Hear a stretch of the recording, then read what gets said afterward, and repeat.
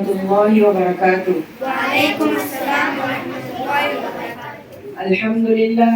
الحمد لله الذي هدانا لهذا وما كنا لنهتدي لولا أن هدانا الله. فقد قال الله تبارك وتعالى في القرآن المجيد والفرقان الحميد: أعوذ بالله من الشيطان الرجيم، بسم الله الرحمن الرحيم. يا أيها الناس اتقوا ربكم إن زلزلة الساعة شيء عظيم. وقال النبي صلى الله عليه وسلم: تقع الفتن في بيوتكم كقطع المطر، أو كما قال عليه الصلاة والسلام. قابل قدر صدر جلسہ حضرات، علماء اکرام و مہمانان نظام،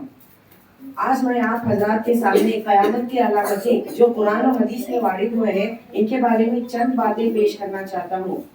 اللہ تعالیٰ نے انسانوں کی ہدایت کے لیے نبیوں کو بھیجا، کسی نبی کو کسی خاندان کے لیے، کسی نبی کو کسی ملک کے لیے، کسی نبی کو کسی خطے کے لیے، کسی نبی کو کسی علاقے کے لیے، مگر جناب محمد مصطفیٰ صلی اللہ علیہ وسلم کو قیامت تک کے لیے نبی بنا کر بھیجا، فرمانبرداروں کو جنت کی خوشخبری سنانے کے لیے اور نافرمانوں کو جہنم سے ڈرانے کے لیے بھیجا۔ اور حضور صلی اللہ علیہ وسلم کی تعلیمات کے دو پہلو ہیں، پہلا جس میں شریعت کا بیان، حلال و حرام، جائز اور ناجائز، فرض واجب سنت نفل وغیرہ کا بیان، دوسرا آئندہ آنے والے حالات کا علم ہے کہ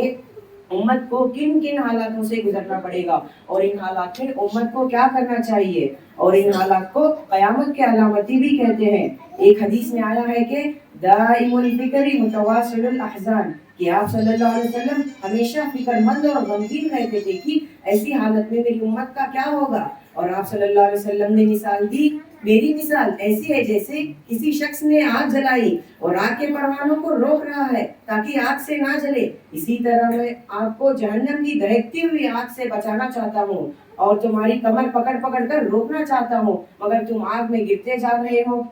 بزرگوں اور دوستوں، آپ صلی اللہ علیہ وسلم نے قیامت کے قریب آنے والے فتنوں کے بارے میں فرمایا: تقع الفتن فی بیوتکم کقطع المطر، اے لوگوں تمہارے گھروں میں فتنے ایسے پیدا ہوں گے جیسے بارش کے قطرے گرتے ہوں، یعنی ایک کے بعد ایک مسلسل فتنے پیدا ہوں گے۔ اور فرمایا کہ رات کے اندھیروں کی طرح فتنے واقع ہوں گے کہ صبح مسلمان مومن ہوگا اور رات کو اس حالت میں ہوگا کہ کافر ہو جائے گا، کہ صبح مسلمان مومن ہوگا اور رات کو اس حالت میں ہوگا کہ کافر ہو جائے گا، دنیا کی چند ٹھیکریوں کے خاطر اسلام کو بیچ دے گا۔ اتنے خطرناک ماحول میں دعا مانگنے کی تعلیم دی، فرمایا: اللہم انی اعوذ بک من الفتن ما ظہر منہا وما بطن۔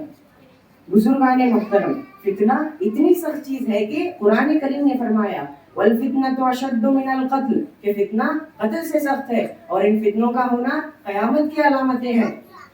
قیامت کے قریب اسلام کا نام باقی رہ جائے گا اور قرآن کے صرف الفاظ باقی رہ جائیں گے، مسجدیں نقش و نگار بجلی پنکھوں کی طرح آباد ہوں گے، کفر کی بھرمار ہوگی، مسلمان کثرت سے ہوں گے مگر بے جان ہوں گے، مسلمان مالدار ہوں گے مگر دیندار نہ ہوں گے، دوسری قومیں مسلمانوں کو کھا جائیں گی، گمراہ کن لیڈر پیدا ہوں گے، حکمران اور عہدیدار نالائق ہوں گے، جھوٹ عام ہو جائے گا، علم اٹھ جائے گا، مردوں کی کمی ہوگی، شراب و زنا کی کثرت ہوگی، سود کو تجارت کا نام دیا جائے گا اور رشوت کو ہدیہ کا نام دیا جائے گا، امانت میں خیانت ہوگی، غریبوں بیووں اور مسکینوں کا حق دبا دیا جائے گا، گھر گھر میں گانا بجانا عام ہو جائے گا، ظاہر میں دوست اندر سے دشمن پیدا ہوں گے، لوگ نبوت کے جھوٹے دعوے کریں گے، ہر شخص اپنی بات چلائے گا، پھلوں میں کمی ہوگی، لوگ زندگیوں سے تنگ آ کر موت کی تمنا کریں گے، ہر بات کا زمانہ پہلے سے بدتر ہوگا، لوگ پچھلے بزرگوں کو برا بھلا کہیں گے، ننگی عورتیں مردوں کو اپنی طرف مائل کریں گی، یہ امت یہود و نصارہ ملک فارس و روم کی اتباع کریں گے، چرب زبانی سے روپیہ کمایا جائے گا، لوگ جھوٹی قسمیں کھائیں گے۔ بزرگوں اور دوستوں، ذرا اندازہ لگائیں، کیا یہ سب باتیں امت میں موجود نہیں ہیں؟